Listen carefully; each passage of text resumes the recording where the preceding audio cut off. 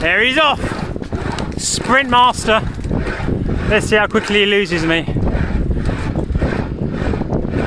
There we go, there's the RSUB in action. He's gone.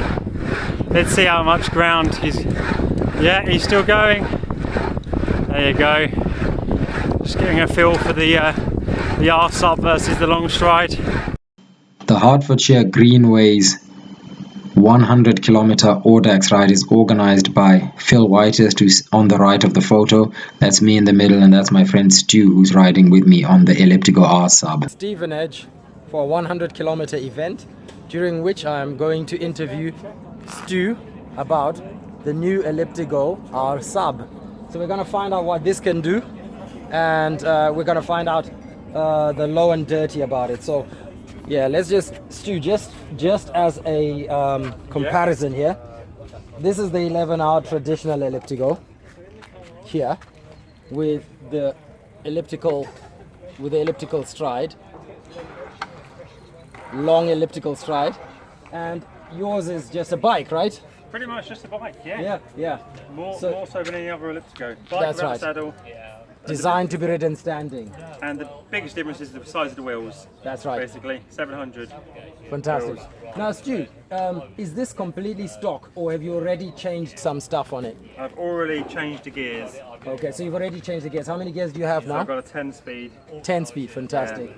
And did you just change the gears just to have more? Are you going to do more upgrades to it, or is it going to just stay as is? Yeah, that's the first upgrade. I'll probably upgrade to a 12 as well. Okay. But the standard 8-speed, the gears are pretty low quality. Yeah. So I wanted to improve those. Okay, that makes sense. And did you use it with the original gears before? I did, yes. Yeah, but you didn't like them? Wasn't a fan. No. Okay, cool. Thanks, Stu.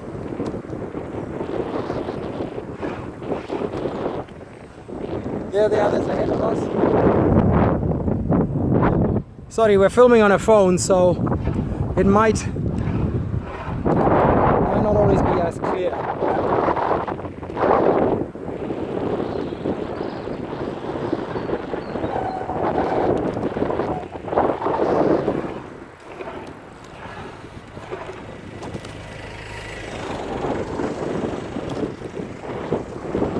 There's a tiny little girl, who must be about 10 years old, who's riding the 100 kilometers up ahead of us. By the way, we are in Stevenage, Hertfordshire. The event is going in groups of 6. They're letting 6 riders go at a time. Okay, we're going up our first hill now. If I can catch up with Stu, I'm gonna ask him what the thing is like. So Stu, let's talk about the differences between this sub and your other ElliptiGO. Once we cross this busy road. So if you can come to my right. Cheers. We're going up a very big hill now, so Stu, what's it like climbing? It's good, yeah, it's nice and smooth. Okay. Nice and smooth. I think it takes time to adjust to the RSUB and the M-sub in terms of its nature, pedal nature. Do you feel like it's tougher for you going up hills? It's really early to say. I've been riding for a week. Yeah? I've got some fitness from running. Well, you've done quite a few hill repeats already, right? Yeah, I did some hill repeats this week. How many? And it's, I did 10 hills yesterday in yesterday's session. 10? Yeah, about Okay. 2,000 feet of climbing. Okay. And it felt good. Okay. It's really smooth. It's a very smooth nature and motion. How does it affect your body differently? More quad. It's more intensive in the quads, basically. Okay. But you can still feel the core working, like on the long stride. Does it work the core more? I'd say not the core more. I think there's more pressure on the hips. Okay. Like in the first week, Yes. I mean, after fatigue off the hills, Yeah. when I hit the flats, Yeah. I can feel my hips have taken more of a battering. Okay. They've got to be strengthened. What's it like riding with one hand? When I did the sub, Yeah. I found it doesn't go with one hand Yeah. as well as this 11R. Yeah, it's okay, actually, it's stable. The bigger wheels the sub, very wide handles, doesn't it? really wide handles, and the big wheels means it is more stable Than the I'm small riding wheel sub. one-handed now, so Yeah. pretty stable actually. Okay, fantastic. Takes practice. You can pedal as well, Yep, one-handed. very good. So yeah, the handlebars are wide, the widest handlebars Of any on bike. any ElliptiGO. Yeah. Probably any bike. I would say if you're a tall rider, Yeah, I'm 6'1", yes. I've got the stem to the full height. You've got it on full height at 6'1". And it's still small for me. Oh, you'd rather it had a higher stem. I've got these Car. EGO grips. Yeah. Did you tighten those grips? I've got the EGO grips that make the handlebar higher. Yes. Without them, I feel it's just too low for me. Okay. So I think the stem should have a couple more notches. Okay. But it's okay with EGO grips because I can just hold up the top and it's good. Okay. Cool. Yeah. I don't realise how much excellent riding experience Yes. having smoother gears. Oh yeah. Makes such a difference. It transforms the ride. Yeah.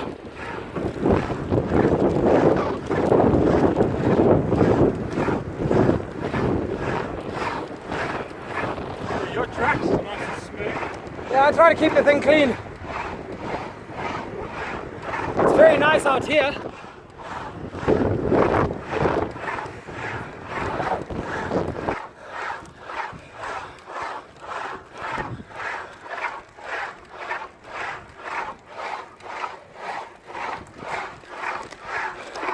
Steep here. How are you finding it, Stu? Cool. No tougher than normal on these hills for you. Okay. Beautiful houses here. A lot of dirt on the roads. I hope my bike doesn't start making noise. That's the beauty of the one you've got, Stu. It doesn't make noise. It doesn't get dirt in it. Barely a road here. Maybe I should stop filming. It's now a dirt road. Full on dirt road.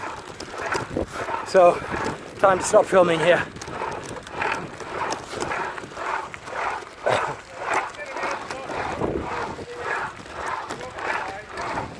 Yeah, it's not for this bike. It's gonna be a lot of off-road in this 100k ride. Full off-road. To be greeted by this beautiful scene. We're back on the road. Stu, I think this is the checkpoint. It's almost, we've got about half a kilometre. Okay, because mine just...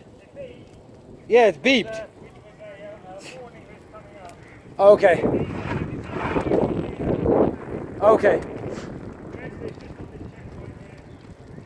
So this is the checkpoint, is it? Yeah. Okay, this is our checkpoint. So we've got to press the button here. Yeah, I'm gonna.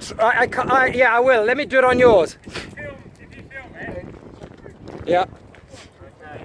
Oh, it's beautiful up here. So guys, this is Audax coming into the 21st century. So what we got Okay. here, this is the e-brevet. Okay, let me just make sure it's showing. Stu, sorry.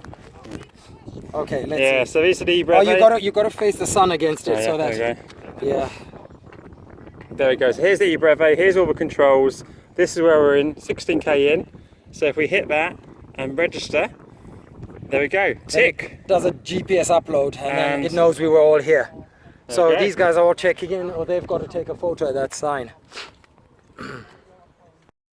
We were using the new Audax e-brevet system. So instead of a checkpoint stamp, we hit a button on an app on our phones, and the GPS detection confirms that we really were at the checkpoint, and so we can just automatically just ride around the course and be validated.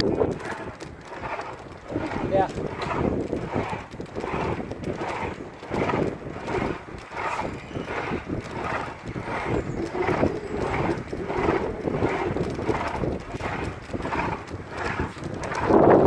still enjoying the ride. How about you, Stu?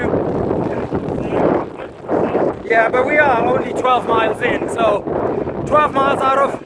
How far are we going in miles? It's about 70. Yeah, 12 miles out of 70. Because it's not around 100k, it's actually 115k, so it's about 70 miles today. So, you know, bordering close on a century.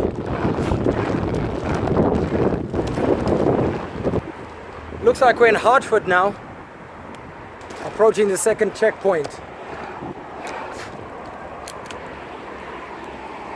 So Stu, this is Hartford. Yeah, Hartford town centre. Completely urban. At the moment the off-roading is actually pretty pleasant because it's all mud. Now what mud does, mud stops dirt from flying up. Because the tracks on this bike, they don't like bits of stones and dirt getting in them. They start making lots of noise. But when there's mud, it's all stuck and compacted and it's smoother and we just ride. So he doesn't actually have the advantage yet. I never thought I'd actually enjoy off-road on an ElliptiGO, but I'm actually enjoying this too. I'm enjoying trail riding. Yeah, I can see why people are into their mountain bikes. Exactly. Yeah, this is, I'm glad we did this. I hope I haven't spoken too soon, but I'm glad we did this because, you know, I'd never ever ride in places like this normally. But can't say I'm not enjoying it. They've done a splendid job with the route. If there'd been any more rain, this would have been unpassable. Yeah, you'd have been stuck. I am stuck. I got a bit off. I had to touch down the feet there because I kind of went into the deep mud. But I think I'm okay. Okay, now let's be safe and let's focus on the route again because he's getting away. A disused railway line. So this here is actually an old train station.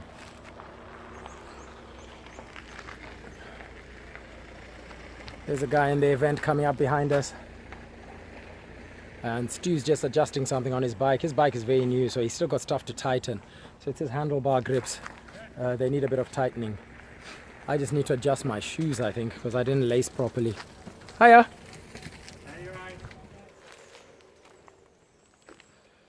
Yeah, it's a brilliant event so far.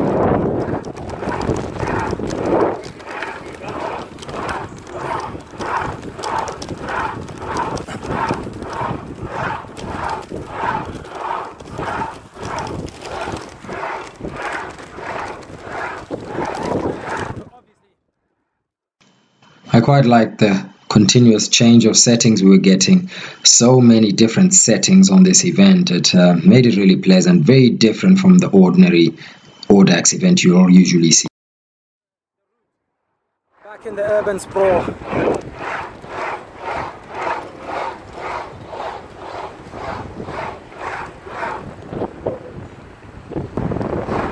We're now in Hatfield. 23 miles covered.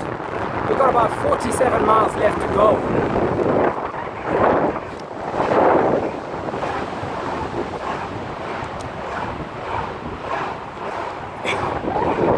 We overtook that group of cyclists because they were going very slowly and they were braking. And also the group had become so long, cars could no longer overtake us because our group was stretching for about 25 meters and it was becoming impossible on the narrow roads for the cars to pass us. So Stu and I pulled away. It's kind of nice riding in groups, but only where the terrain is right and the dynamics right. But I'm enjoying these parts. Phil, our route organizer, did a fantastic job because there's a lot of off-road and cycling lanes. And look, we're just going through neighborhoods, normal neighborhoods. But it's really fun and it's really flowing and it's really appropriate. It's really appropriate. It's a very good route and it's very different. That's what I like about Audax events there. They're really special. And Stu still seems to be handling the quad burner. Stu, how are your legs? So far so good. So Oh, so good. Good man. Cruising at a nice speed. yeah, good. As long as he keeps the pace decent, it's good. Oh, it's a nice little playground. Oh, hello.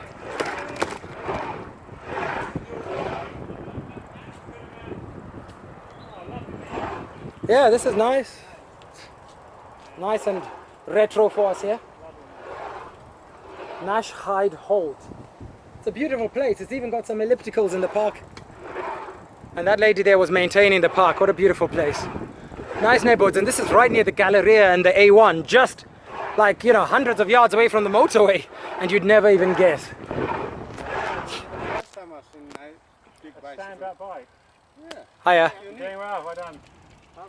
Yeah. But this is different. Oh, I haven't splattered a slug. Where's the splatter? That's a slug. That's disgusting. That's why we need mud guards. That's disgusting. Yeah. Well, this bike. Right.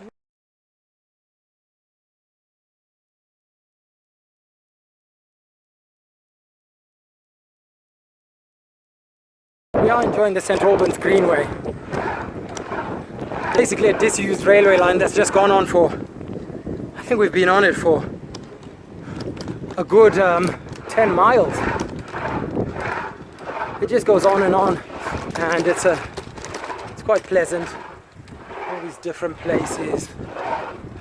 Lots of people just enjoying their Saturday morning and being active. Exactly the kind of infrastructure the country needs. We need more of this.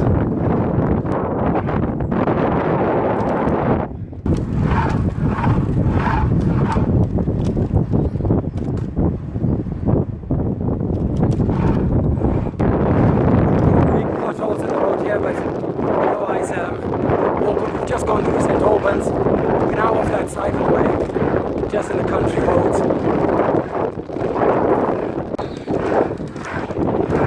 Hi. 30 miles now, 30 miles covered. What a beautiful route so far. Our next checkpoint is 35 miles. 35 miles, so 5 miles to the next checkpoint. It's going to be about 25 minutes. Okay, Stu and I are going up a 1 mile long hill. It's not very, very steep, but it's 1 mile long. Set. Surge Hill. Yeah, it's got a very smooth road. So, we're really enjoying it. Wow, but it was work.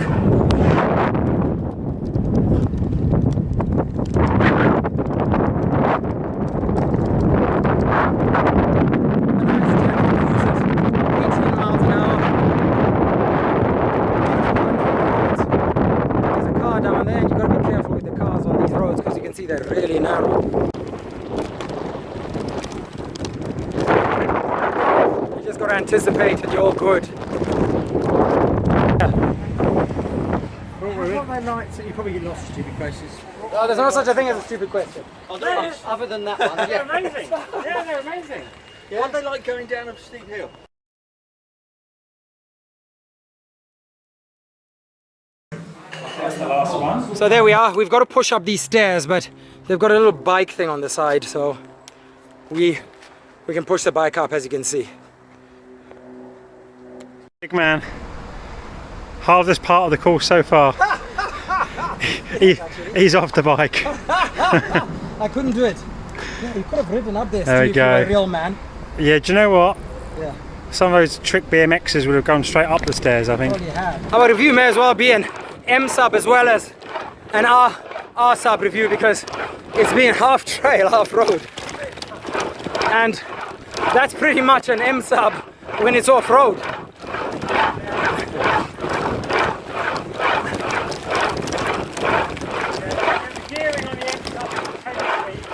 Oh yeah, the gearing on the M sub is lower. Yeah. Yep.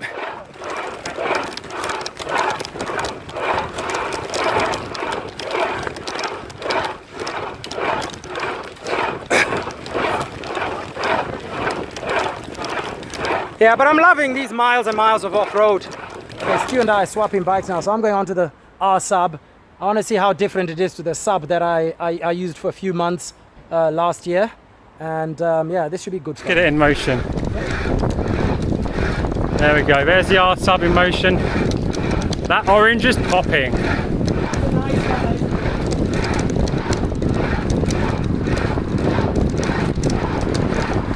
Now I'm having to work really hard one-handed just to keep up with it, Di. He's barely pushing on the pedals and he's actually going away from me. That's how efficient the RSUB is because of the bigger wheels. I'm frantically pedaling away here. But you can see it, Di, just up ahead. There it goes. Yeah, I'm really enjoying this. It's got a really nice efficiency to it. It just moves like, it just glides like it has no weight. You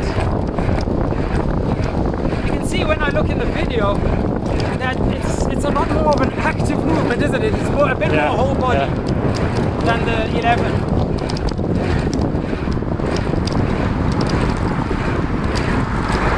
Hi guys, I'm doing the one-handed filming. Sorry it's a bit shaky. I don't think it's shaky, I think it's all good. There we go, so you can see the bike a bit more. Enjoying the trails. This is really good. It's really good on the legs, much nicer than I thought. And the width of the handlebars makes it so much nicer than the ordinary sub. I think that people with ordinary sub should consider getting wider handlebars. It really improves the experience. This is smooth, super silky, nice exercise, and it feels very much like a road bike. It's very efficient going up hills. Absolutely love this thing. Oh, we're at the end of the road though. Which way are we going? We are going, no idea, right. Okay, I'll start when we get. There he's off. Sprint master. Let's see how quickly he loses me. There we go, there's the RSUB in action. He's gone. Let's see how much ground he's still going. There you go. Just getting a feel for the RSUB versus the long stride. Beautiful, eh? Lots of English country farm roads are like this. Very, very narrow. The Americans won't understand this at all. They'll be like, how the hell do you get two cars down here? Or even one American car down here? But this is a two-way road, guys. Would you believe it? There we go. So we're well over halfway into our ride now. We're coming up to 85 kilometers. So we've actually only got 25 kilometers to go. But it's a beautiful, beautiful day.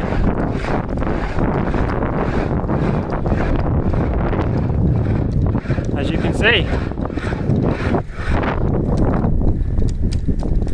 There we go, guys. Idai is gone for dust. Okay, so we've just passed through Harpenden now. Stu, are we 87k in now? Yeah, about that, just under. 87k in, so we've got about 20 kilometers left before the end of the ride, I believe. Or is it a bit more than that? It's more than that. It's 111. It's 111 and then 4 kilometers back. 25 kilometers to go, basically. We've got 25 kilometers to go, so that's going to take us a bit over an hour. But we're really enjoying the ride. I did that long sprint at the end here. It absolutely burned up my thighs. So, but the bike responds. It's completely different to this 11-hour of mine in that all the power you put into it translates into some sort of motion. Whereas on the 11-hour, you can put a lot of power into it and nothing happens. But that does burn your thighs a bit more. But wow, its efficiency on the hills. A lot more of your leg power translates to forward motion when you're going up a hill on the RSUB. So it has got an efficiency. It's a very different motion. So even if you've got a long stride ElliptiGO, I think it's really well worth having the other bike. It's a completely different exercise, and it's a very unique exercise. It's not like a road bike, although it does have that same responsiveness on a hill, but it's not like a road bike. It's still slow going down a hill like an ElliptiGO, as in it's not like a road bike. It doesn't just let rip, but it does have more momentum going down a hill than a long stride ElliptiGO 11R. We've left enough space. And hi guys. Yeah, we're good. Yeah, nice to see you again. Two more of the riders in the event. But yeah, we've absolutely thoroughly enjoyed ourselves today so far, and that bike is really nice. It is different to the small wheel sub. It's not the same thing. I'd say to anybody, if you can afford the road sub, you must get the road sub. There's absolutely no reason to get the small wheel 20-inch version when you can afford this, because this one feels so much better. Its handlebars are so much wider, and that totally transforms the experience. The narrow handlebars on the small sub make it a less stable ride and a less comfortable ride. This is a great workout. I've really enjoyed it. I'm just trying to think, Stu, was there anything else? Yeah, off-road, it's much better because it takes the bumps nicer. So it's for trail riding like we're doing today, this is good enough. You don't need shocks or anything like that. This is good enough for the trails, I'd say, Stu. Absolutely. Yeah, so thanks, Stu. Stu's only had the bike for a few days. He got it this week, literally. So he's just getting used to it. I've spent a lot of time on the other sub, but this is a very different thing. Although the pedaling is similar, it's a very different thing, and it's a much nicer thing. So I think we've pretty much summed up the R sub. Stu, is there anything else you wanted to say?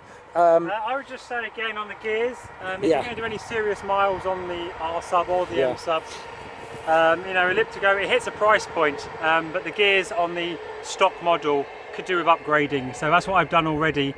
I put the Dior XT 810 speed on there, and it's not just the ratios and the range, it's about the quality of the gear change and how much smoother it is.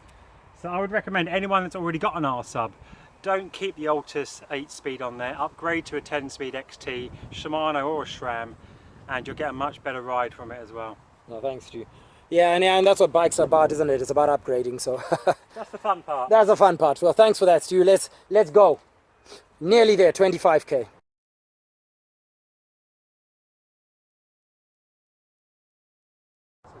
We're at 97 kilometers, the final checkpoint. Let's keep going, Stu. So how long do we have now? About 13, you said? Yeah. 13 kilometers left. So we've got about an hour left and then we're done with this. Less than that, hopefully. Less than an hour, and it's been off-road most of the way to here from the last time we checked in. So it might be on-road now. Hi guys. Hi, how you doing?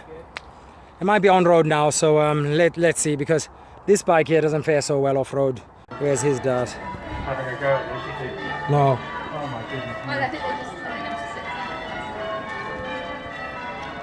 That is, I've never seen anything like that before. On this road, how is that possible? This car just rolled over just now. It just rolled over, nothing. It was going really slow. It just rolled over. They seem okay.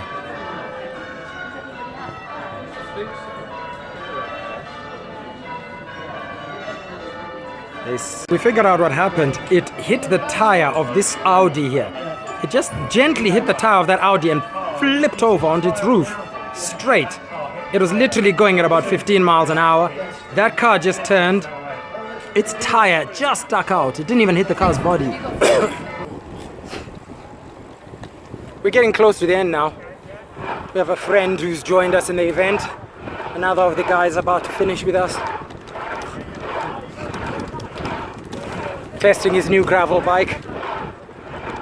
This is definitely a gravel bike event. But I think my 11 has fared okay.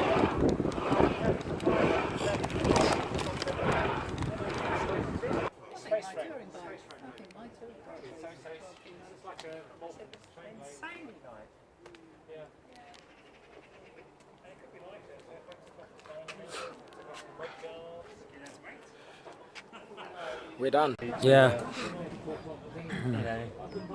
Get a bike that works for a very, very specific purpose. Yeah. Are you alright? Enjoy it? Well done, everyone.